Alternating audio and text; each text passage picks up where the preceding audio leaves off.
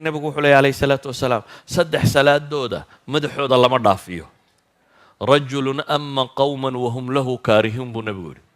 nin dad jujuub iskaga haysto salaad tukiyey iyagoo aan rabin salaadiisa waa khatar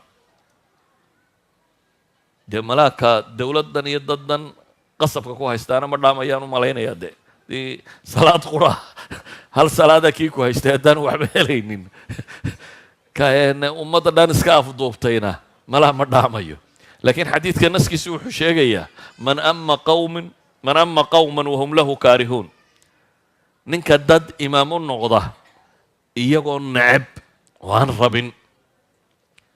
walidalik a'imada masaajidda iyo ragga masaajidda tukiya waxaa fiican inuu qulubta dadka ilaaliyo oo dadku qof ay raalli ka yihiin inuu noqdo maxay qofka dadka tukinaya oo masaajidka inaan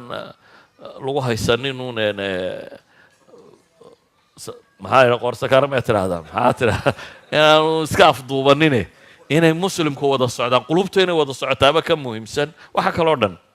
sidaa ogeed buu nabigu yidhi wamra'atan baatat wa zawjuha calayha saakhitun gabadh hoyatay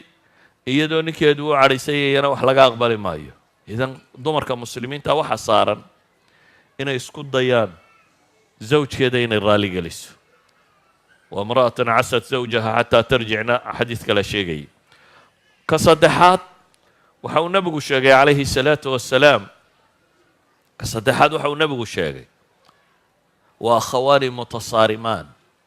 laba walaalo oo iska laalaada xadiidkii muxuu sheegayay qof kasta oo ilaahay rumeeya qof kastaoo laa yushriku billahi shay-an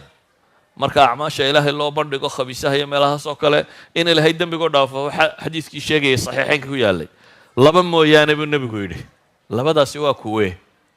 laba ishaysta iyaga waxaa la idhaha andira haadayni xataa yastalixa labadaa iyaga dib iga dhiga baa ilaahay yidhahda intay ka heshiinayaan idan akhwaan mutasaarimaan haddaynu isu wada cadhaysanno o iska laalaadno cibaadada inaga xumaanaysa haddaynu rabno in cibaadadeennu cinda allahi ay maqbuul noqoto waa inaad qof qalbi saliima leh waa inaad ahaataa qofka mu'minka ahi nebiyullaahi ibraahim muxuu ku ducaysanayey aakhiro wuxuu weydiisanayey qalbigiisa in alla ka dhiga maxay qalbi caafimaad qaba